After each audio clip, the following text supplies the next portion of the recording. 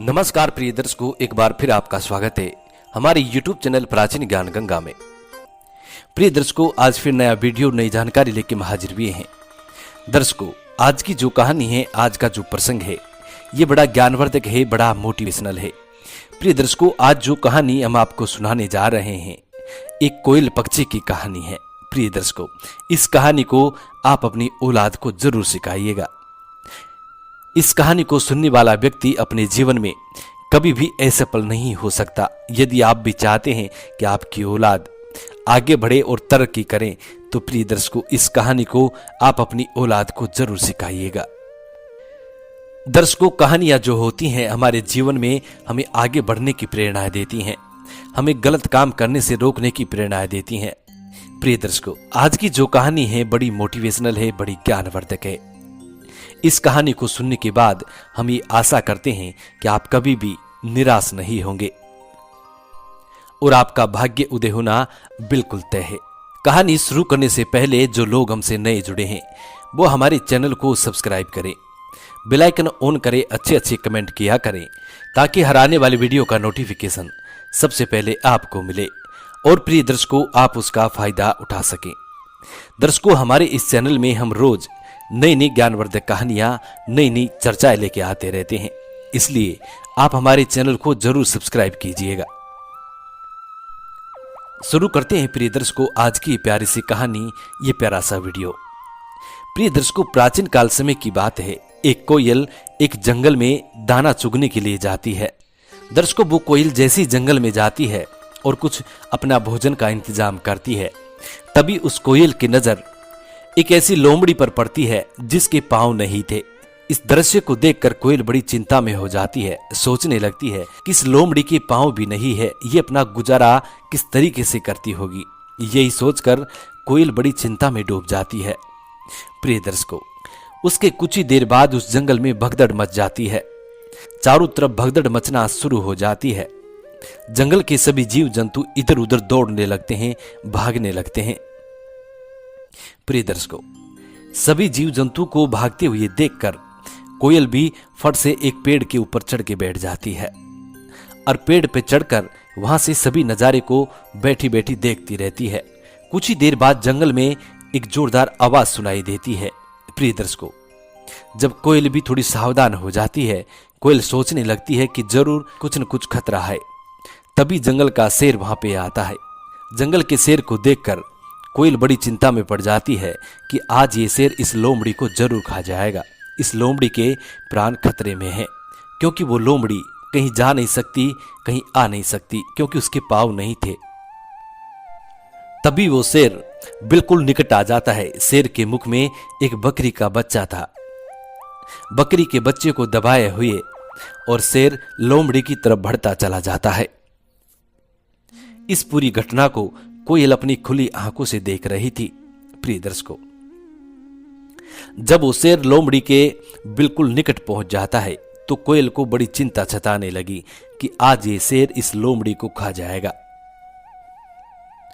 लेकिन प्रिय दर्शकों, ऐसा हुआ नहीं।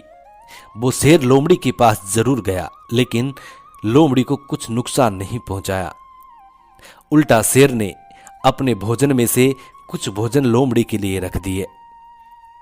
शेर के मुख में जो बकरी का बच्चा था उसमें से कुछ मांस के टुकड़े काट काट कर लोमड़ी को भोजन खिलाने लगा। प्रिय दर्शकों, इस दृश्य को देखकर कोयल बड़ी चिंता में हो जाती है, सोचने लगती है कि मांसाहारी शेर इस लोमड़ी की सहायता क्यों कर रहा है। शेर हमेशा दुष्ट प्रवृत्ति का होता है। नीम के पेड़ में आप कितना भी मीठा डाल दो, लेकिन नीम कभी मीठी नहीं होती है। नीम हमेशा कड़वी की कड़वी रहती है। कुत्ते की दुम को चाहे आप कितने भी वर्ष पत्थर के नीचे दबा के रख दो, लेकिन जब निकालोगे तो कुत्ते की दुम टेढ़ी की टेढ़ी होती है। इसी तरीके से शेर पैदाइशी दुष्ट प्रवृत्ति का होता है और यह शेर इस लोमड़ी की सहायता कर रहा है। इस दृश्य को देखकर कोयल बड़ी चिंता में हो जाती है। अब शेर लोमड़ी को भोजन खिलाने के बाद वहां से चला जाता है। उधर कोयल भी अपना दाना पानी करने के बाद वहां से आ जाती है। अब दूसरे दिन भी कोयल उसी जगह पर जाती है और देखना चाहती है कि आज भी ऐसा होता है या नहीं। प्रिय दर्शकों, अब दूसरे दिन भी वही हालात होते हैं। सभी जंगल के पशु पक्षी इधर उधर दौड़ने लगते हैं और कुछ देर बाद शेर अपना शिकार लेकर लोमड़ी की तरफ आता हुआ दिखाई देता है। वो शेर लोमड़ी के पास आकर अपने भोजन में से लोमड़ी को भोजन खिलाता है और भोजन खिलाने के बाद फिर से वापस चला जाता है।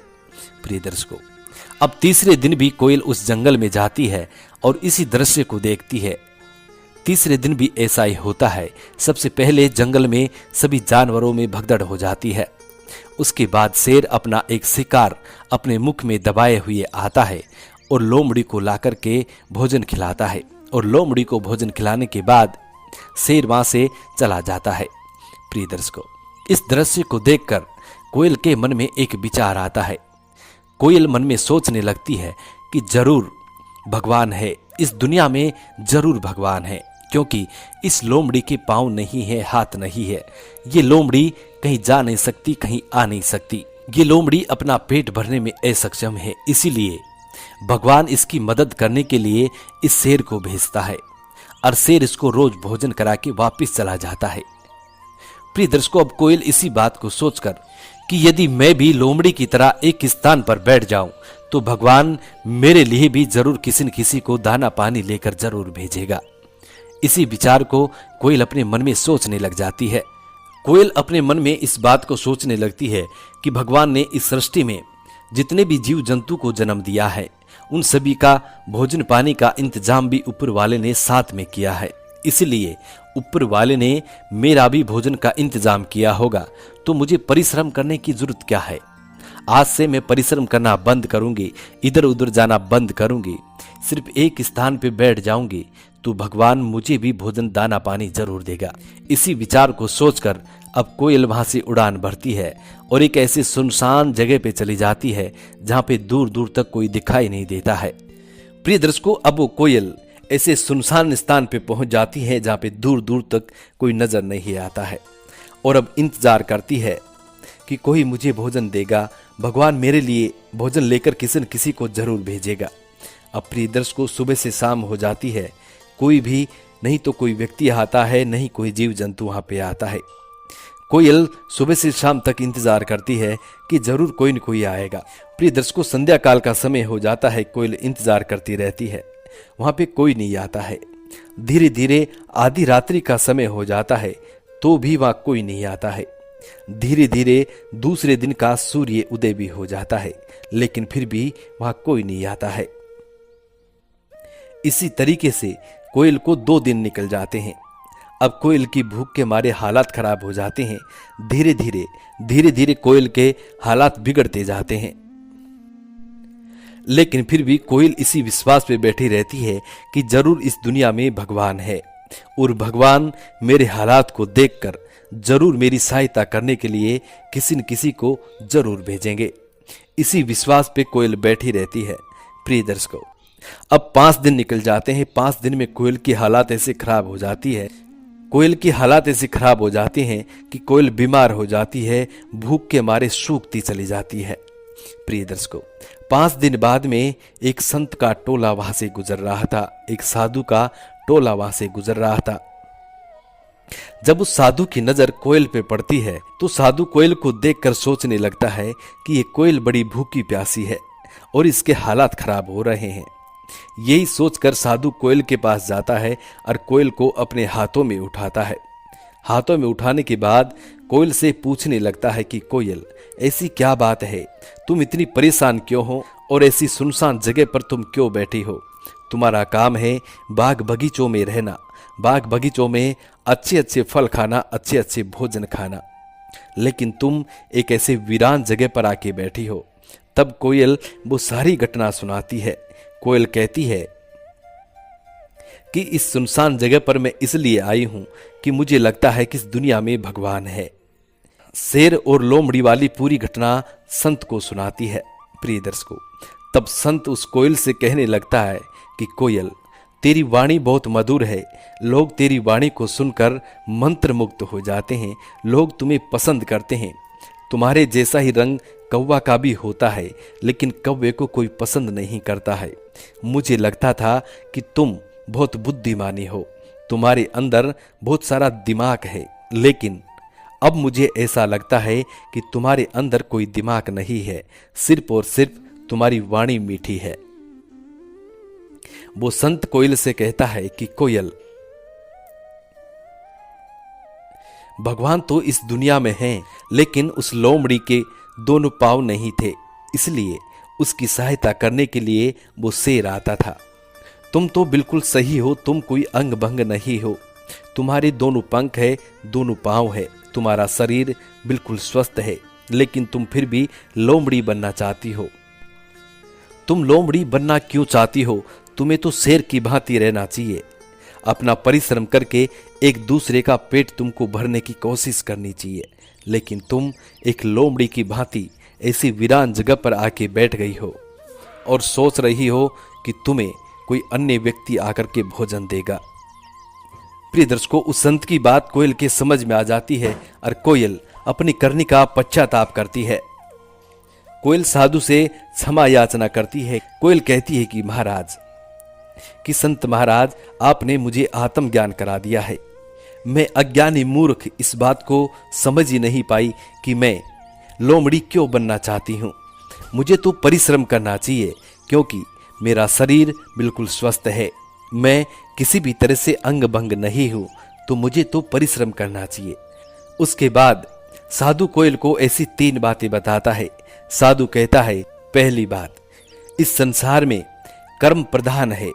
जो व्यक्ति कर्म करता है वो सदैव अपनी कामयाबी को पा लेता है। जो व्यक्ति कर्म करता है वो व्यक्ति अपनी मंजिल को पा लेता है, और जो लोग कर्म नहीं करते हैं, अपने भाग्य के भरोसे बैठ जाते हैं, उन लोगों का पतन हो जाता है। इसलिए कर्म प्रधान है, कर्म करना बहुत जरूरी होता है। दूसरी बात, जो लोग समय रहते अपनी सद्बुद्धि का इस्तेमाल करते हैं, वो लोग भी अपनी मंजिल को पा लेते हैं। जो लोग समय रहते अपनी बुद्धि का इस्तेमाल नहीं करते हैं और वो लोग एक दूसरे से आशा लगाए बैठे रहते हैं, उन लोगों का पतन हो जाता है। जो लोग समय रहते अपनी बुद्धि का सदुपयोग कर लेते हैं, वो लोग मंजिल को पा लेते हैं। तीसरी और आखिरी बात, साधु कोयल से कहता है कि कोयल, इस बात को गौर से सुनिएगा। साधु कहता है कि हर जीव जंतु को कर्म करना चाहिए, वो कर्म चाहे कैसा भी हो। कई लोग ऐसा करते हैं कि ये कर्म नीच है, इसको मैं नहीं करूंगा। ऐसा कभी नहीं सोचना चाहिए। इंसान को, किसी भी जीव जंतु को हमेशा कर्म करने में हिचकिचाना नहीं चाहिए। जो लोग कर्म करने में हिचकिचाते हैं, उन लोगों का भी पतन हो जाता है। इसलिए कर्म छोटा हो, कर्म बड़ा हो, कर्म कैसा भी हो, हर जीव जंतु को कर्म करना पड़ता है। पेट भरने के लिए भोजन बनाना पड़ता है, भोजन इकट्ठा करना पड़ता है, तब जाकर के हाथों से एक एक निवाला मुख में देना पड़ता है। इसी तरीके से कर्म प्रदान है। जो लोग कर्म नहीं करते हैं, उनका पतन हो जाता है। इसलिए कर्म कैसा भी हो, हर जीव जंतु को कर्म करना जरूरी है। प्रिय दर्शकों, ऐसी 3 अनमोल बात साधु कोयल को बताता है और कोयल के समझ में आ जाती है। उसके बाद कोयल वहां से उड़ान भरती है और अपना कर्म करना शुरू करती है। फिर उसका जीवन सुखमयी हो जाता है। प्रिय दर्शकों, हम उम्मीद करते हैं कि आज की छोटी सी कहानी आपको बेहद पसंद आई होगी और इस कहानी से आप ढेर सारे लाभ उठाएंगे। मिलते हैं प्रिय दर्शकों आने वाले नेक्स्ट वीडियो में। तब तक अपना ख्याल रखें। जी नमस्कार, धन्यवाद।